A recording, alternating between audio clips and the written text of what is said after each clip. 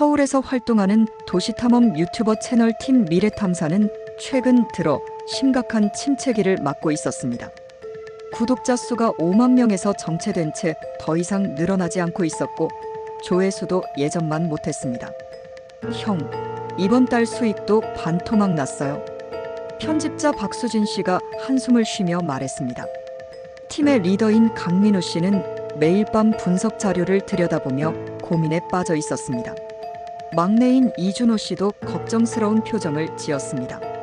그런 어느 날 한 구독자로부터 의미심장한 개인 메시지를 받게 됩니다. 아이디 밤이방랑자라는 사용자가 보낸 메시지에는 이렇게 적혀 있었습니다. 안녕하세요. 팀 미래탐사입니다. 항상 영상 잘 보고 있습니다. 혹시 진짜 무서운 곳에 관심이 있으시다면 대전 충의여고 기숙사를 추천드립니다. 거기서는 아직도 밤마다 문이 열린다고 하네요. 특히 12월 17일 밤에는 처음에는 흔한 괴담 제보로 여겼지만 호기심이 발동한 강민우 씨가 인터넷에서 충의여고를 검색해 보았습니다. 그런데 이상한 점을 발견했습니다. 여러 블로그와 카페, 커뮤니티 사이트에서 거의 동일한 내용의 글들이 반복적으로 올라와 있었던 것입니다. 충의여고 기숙사에서 밤마다 종소리가 들린다. 비동 302호에서 이상한 일이 일어난다. 12월 17일 밤에는 절대 가면 안 된다 등등. 더 이상한 것은 이 글들이 모두 다른 사람들이 작성했는데도 문장 구조나 표현이 비슷하다는 점이었습니다. 마치 누군가가 같은 기억을 공유하고 있는 것처럼 보였습니다. 충의여고에 대한 조사를 시작한 팀 미래탐사는 놀라운 사실들을 발견했습니다. 이 학교는 2013년에 폐교된 사립여자고등학교로 전성기에는 800명이 넘는 학생들이 다녔지만 출산율 저하와 학생 수 급감으로 문을 닫게 된 것이었습니다. 특히 기숙사는 폐교 이후 완전히 방치되어 있었습니다. 학교 본관은 지역문화센터로 재활용되었지만 기숙사만은 소유권 분쟁으로 인해 그대로 버려져 있었던 것입니다. 팀은 다양한 자료를 수집했습니다. 졸업생들이 운영하는 온라인 동창회에서 옛 사진들을 구했고 항공사진을 통해 건물의 정확한 구조를 파악했습니다. 기숙사는 디귿자 형태의 3층 건물로 어동과 비동, 시동으로 나뉘어져 있었습니다. 각 동은 복도로 연결되어 있었고 중앙에는 작은 정원이 있었습니다. 가장 특이한 점은 어동 옥상에 있는 작은 종탑이었습니다. 더 중요한 발견은 인터넷 커뮤니티에서 찾은 정보였습니다. 여러 곳에서 비동 302호는 절대 들어가면 안 된다는 경고가 반복적으로 나타났습니다. 어떤 글에서는 비동 302호 문에 낙서가 있다고 했고 다른 글에서는 그 방에서 이상한 일이 일어난다고 했습니다. 12월 15일 밤 11시 팀 미래탐사는 대전에 도착했습니다. 충의여고는 시내에서 약간 떨어진 주택가에 위치해 있었는데 주변이 워낙 조용해서 더욱 음산한 분위기를 자아냈습니다. 담장을 넘어 기숙사 건물에 가까워질수록 이상한 느낌이 들었습니다. 일반적인 폐건물과는 분위기가 달랐습니다. 너무 조용했고 동시에 너무 깨끗했습니다. 이상하네요.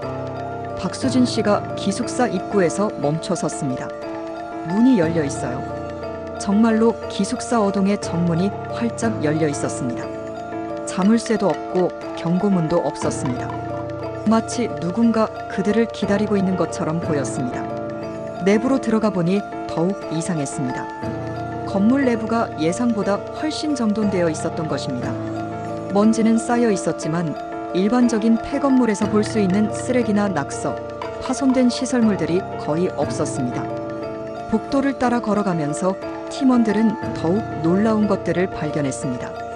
1층 복도에는 마른 컵라면이 몇 개 놓여 있었고 생수병들이 한쪽 벽에 정렬되어 있었습니다.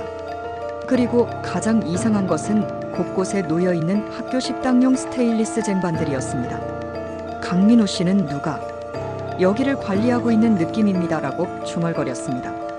그날 밤 첫 촬영을 시작한 순간부터 이상한 소리가 들리기 시작했습니다. 똑똑똑 마치 누군가가 나무나 금속을 규칙적으로 두드리는 듯한 소리였습니다. 소리는 위쪽에서 들려오는 것 같았습니다. 아마도 2층이나 3층 혹은 옥상에서 나는 소리인 것 같았습니다.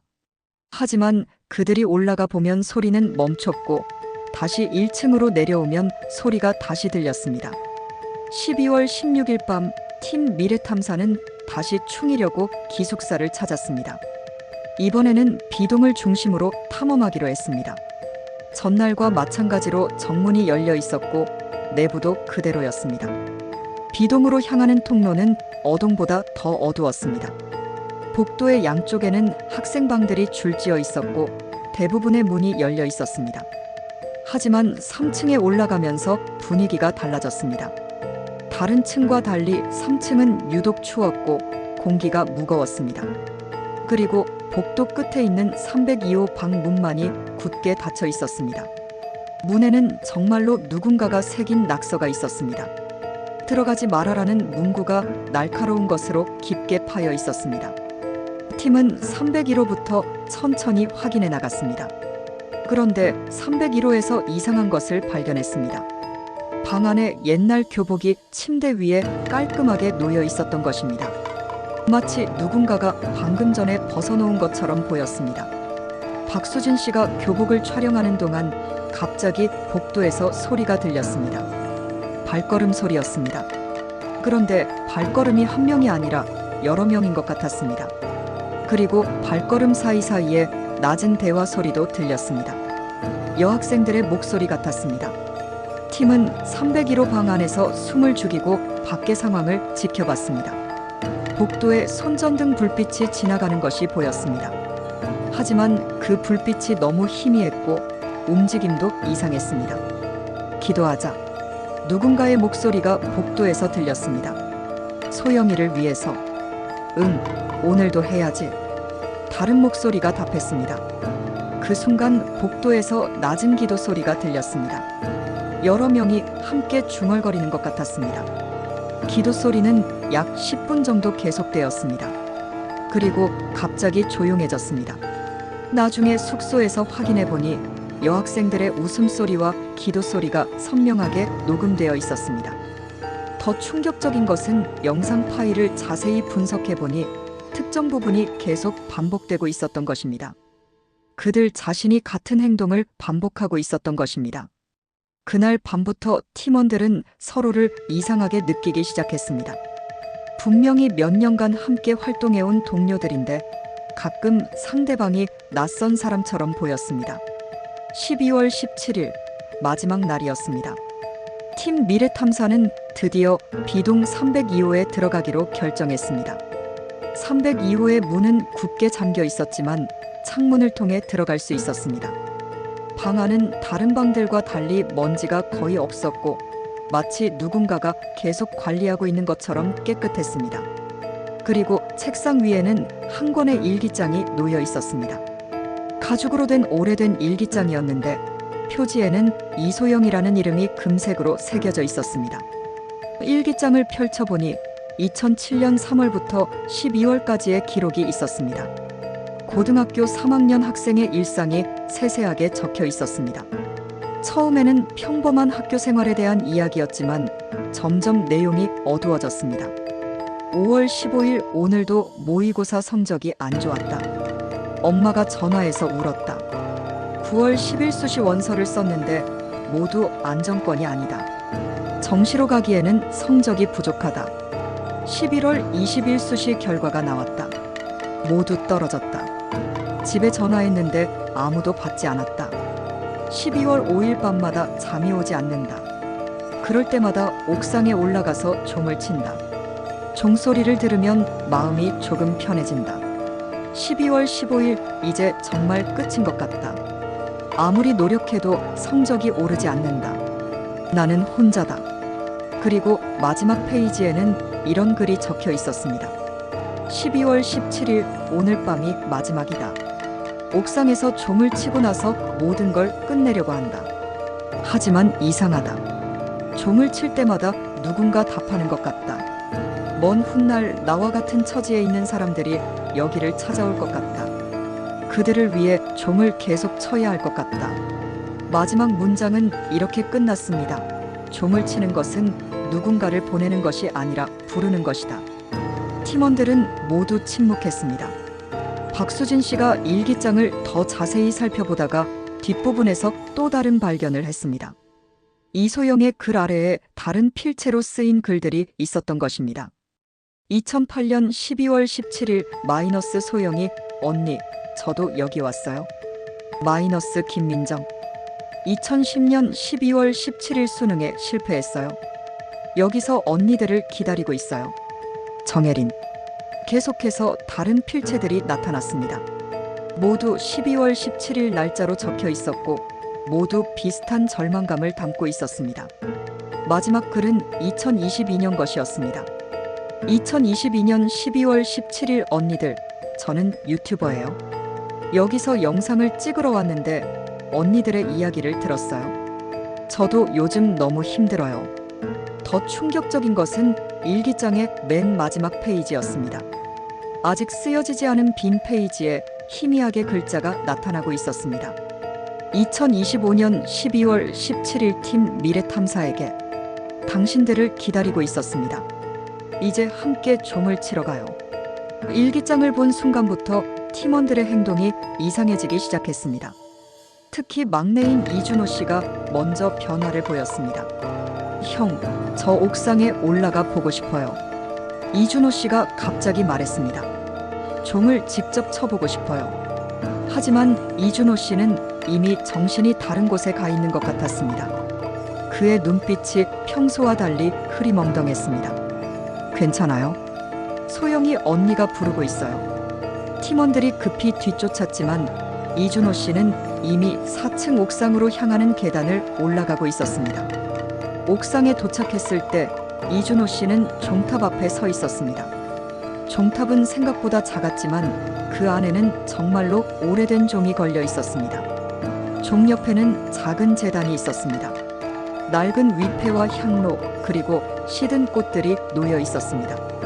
위패에는 고 이소영 양의 영령이라고 새겨져 있었고 아래에는 2007년 12월 17일이라는 날짜가 적혀 있었습니다.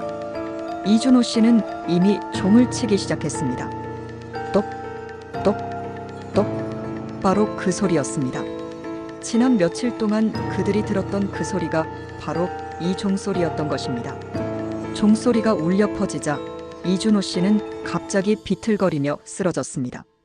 팀원들이 급히 그를 일으켰지만 그는 의식을 잃은 상태였습니다.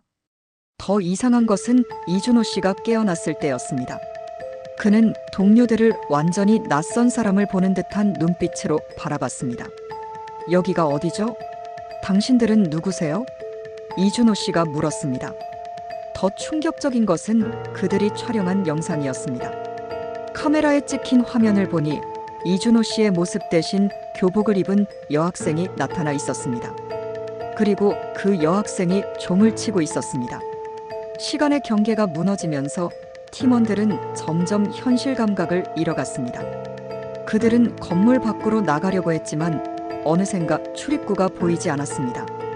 복도는 끝없이 이어져 있었고 모든 문은 똑같은 방으로 연결되어 있었습니다. 옥상에서 헤매던 팀원들은 결국 다시 302호 방으로 돌아왔습니다. 어떻게 돌아왔는지도 기억나지 않았습니다. 박수진 씨가 일기장을 다시 펼쳐보니 새로운 내용이 추가되어 있었습니다. 종을 치는 것은 의식입니다. 절망하는 사람들을 부르는 의식입니다. 이소영이 처음 시작했지만 이제는 그녀 혼자의 것이 아닙니다. 매년 12월 17일 같은 절망을 가진 사람들이 이곳을 찾아옵니다. 갑자기 방 안에 다른 목소리가 들렸습니다.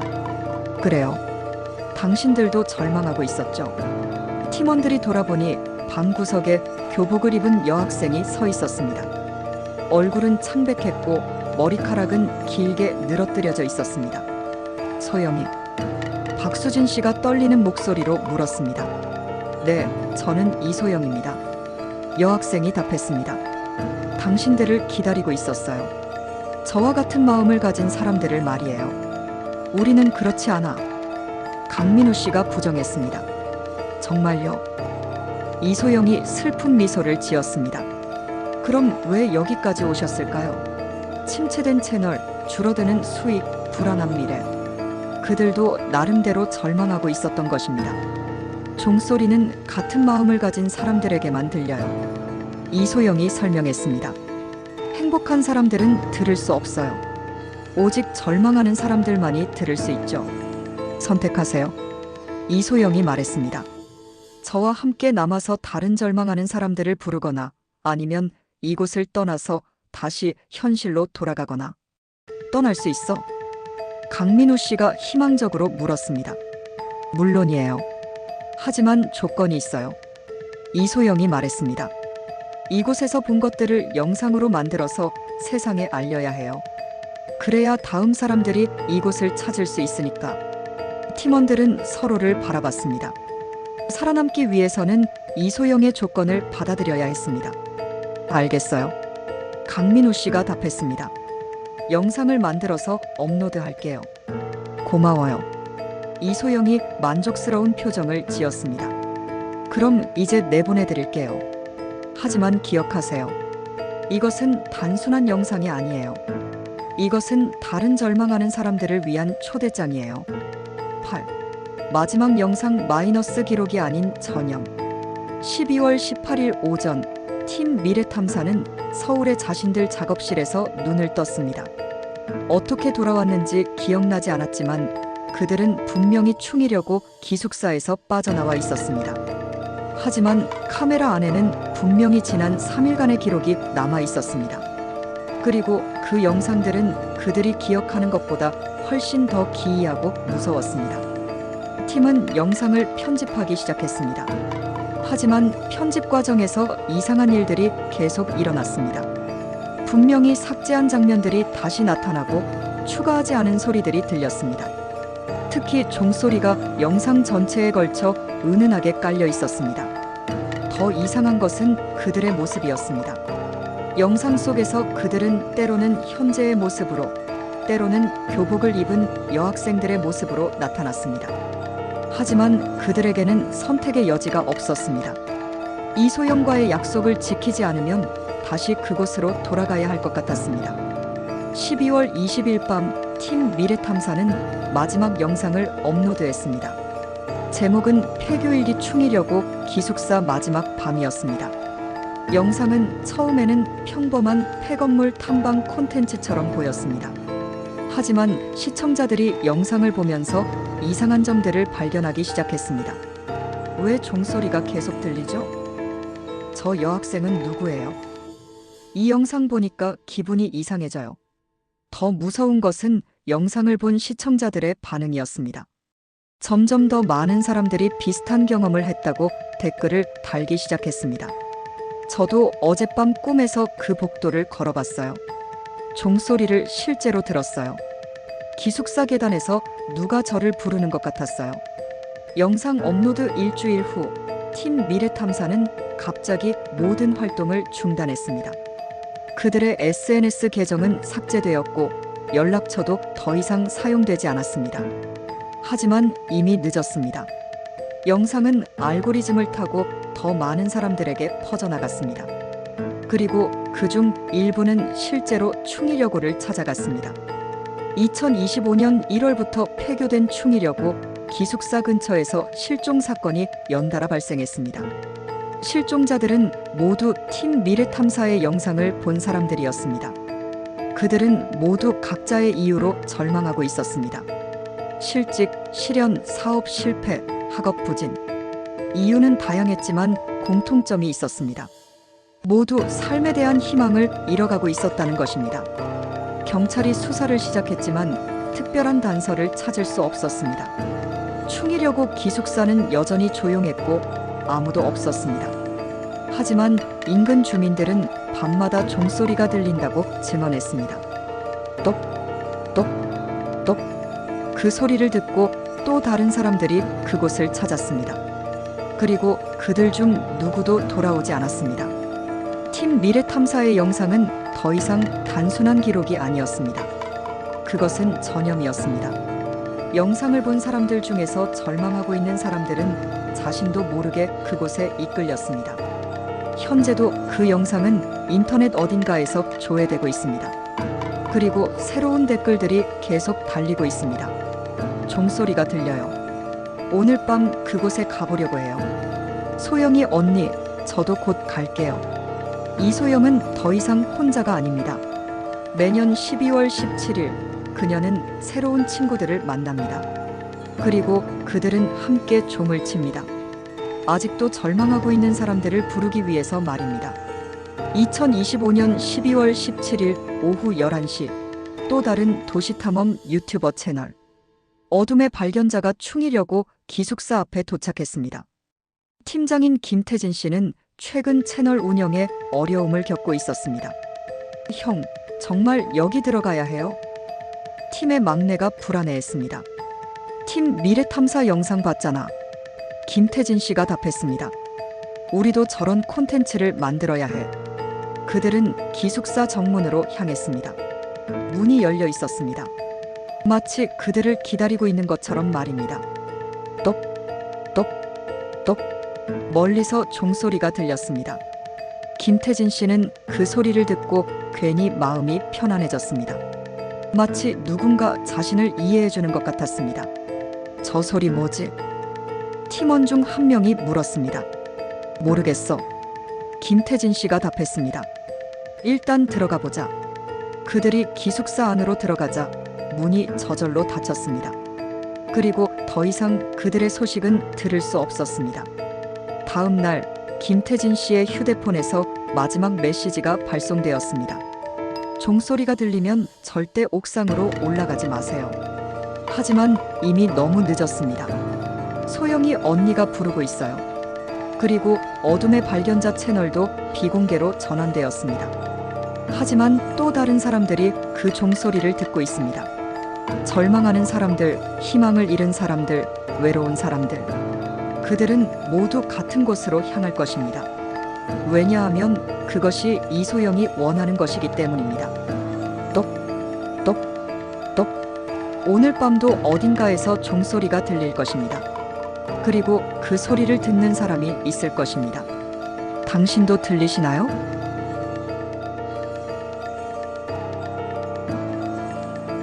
시청해주셔서 감사합니다. 구독, 좋아요, 알림 설정은 큰 힘이 됩니다.